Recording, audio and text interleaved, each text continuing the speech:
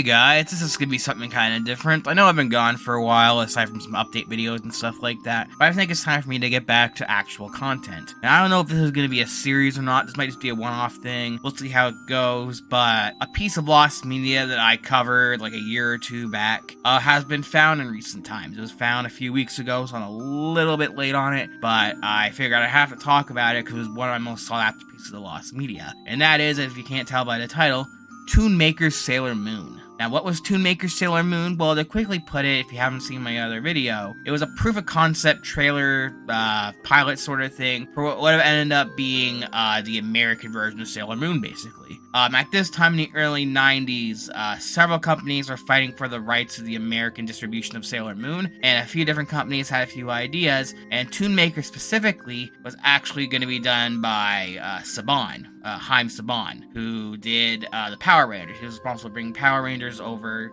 from Japan to here and making it Americanized. So in Japan, Power Rangers there is called Super Sentai, and it's just the fighting scenes and stuff you see in the Power Rangers show, but he brought it over to America.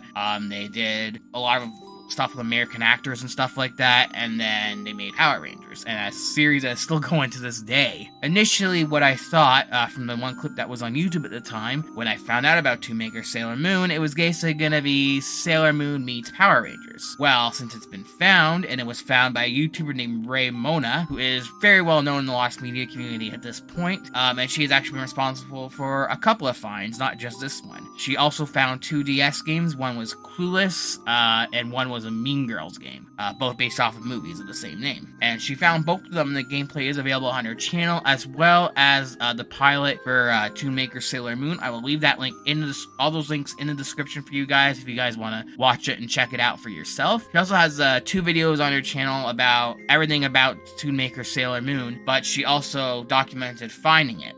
Now, I haven't actually watched them through myself because both videos add up to over 3 hours. It's a little long. I am going to watch it at some point, though, when I get the time. I promise you that. But I will leave links in the description to that if you guys want to go check it out yourself so you can learn how this was found. And I did watch the pilot myself, which again is on her channel. And I'm going to kind of just talk about it, sort of review it, sort of thing. So essentially, yeah, this was basically a proof of concept for here's what the show is about, here's how it's going to look, and this is going to be what we want to do. And it's pretty bad.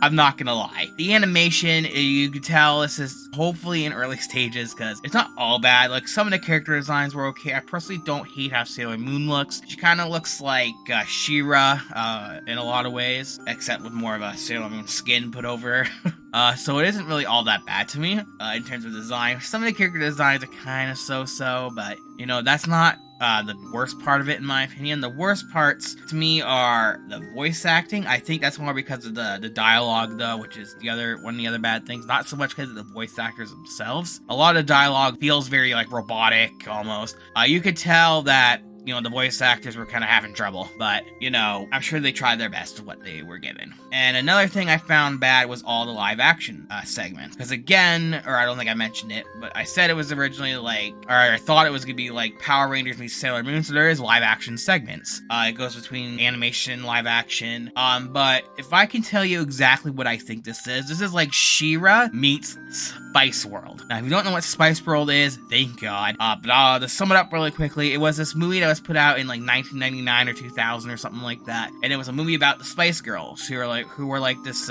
girl band kind of thing. They were popular for like a year or two in the late 90s or something like that, and they decided to make a movie, and it was fucking horrendous. The dialogue was bad, everything in that movie sucked, and unfortunately I see it a lot here in the live action stuff. A lot of the dialogue and what they were doing, so it felt very much out of that sort of movie, which is a shame because that just kind of made it cheesy and kind of hard to sit through. So overall, here's what I think. Is there anything good about this pilot at all? Well, there's some moments where I'm like, you know what, this could work, but what I think would need to happen is, for one, get rid of all the goddamn live action stuff. That stuff is garbage, get it out the window. Make it all animated. 2, bump up the animation, because even at this time, which would have been when it came out like 93, 94, it would have looked outdated. Because this looks very much like mid to late 80s for animation. Very, again, She-Ra or He-Man, stuff like that. That sort of era is what this animation looked like. But there were some cool elements to it. For one, the Sailor Scouts actually have like these flying space sort of boat-looking things that they ride around. Those actually look really fucking cool to me. I look at that and I'm like, shit, I wish that would have been in the actual Sailor Moon. Because that was honestly probably the coolest looking part of this.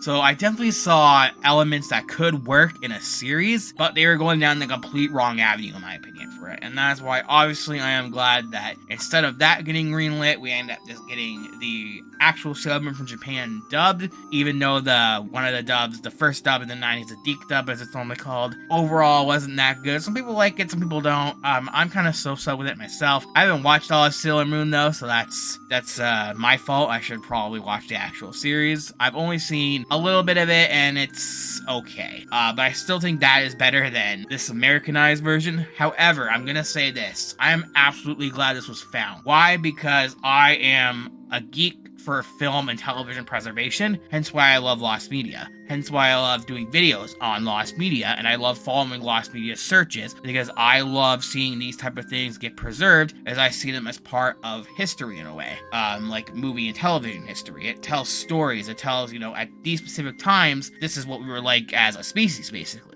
This is the stuff we were making and creating and showing in the world. And so, to me, a lot of that stuff is very much part of our history and should be preserved in some sort of way for future generations. And that's why it bugs me, especially with what's been happening with the Warner Bros. / Discovery stuff. Lost media is still being made. The Warner Brothers and Discovery, they just shelved and canceled a bunch of projects recently, and it's a shame. This stuff should be seen by the public. But that is a rant for a whole nother thing. So yeah, overall, this thing was just kind of okay, but I am very glad it was found and preserved, and I hope this is something that stays up for years and years to come. Again, links in the description to all of this. A big shout out to Ray Mona. Excellent job, and thank you for finding this. This is something I thought I would never ever get to see, and even though it is very cheesy and not all that well put together, I am thankful this was found, because that is just awesome to me. Anyways, that's gonna do it for this video, guys. I hope you like my unscripted random video here. I'm gonna maybe do this again at some point. I'm thinking about maybe doing this for the band Sesame Street episode that was recently found a few months ago. I might do something like that for this, but we'll see how this does. Thanks for watching, guys. We'll see you in the next video. If you like what you see, rate, comment, and subscribe, and I promise more content coming soon. Take care.